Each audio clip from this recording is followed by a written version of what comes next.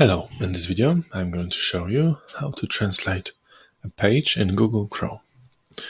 So we're here in Google Chrome. Now we need to go to a page that has some text. So let's just type something like cats, for example.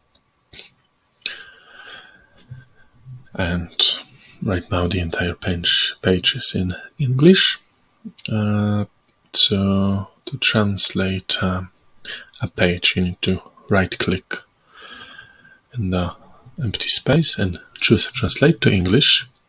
And now, if you want any other language than English, just click the three dots and choose another language.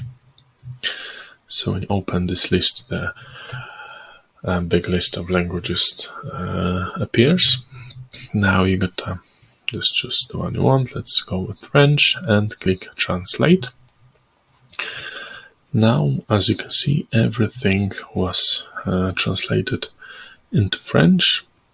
So let's check these additional questions. They are in French too. Now to reverse the settings, you just go again, go translate. Now the French is set. And once again, we want to go for choose another language and get the default one set. So that's it. Thanks for watching.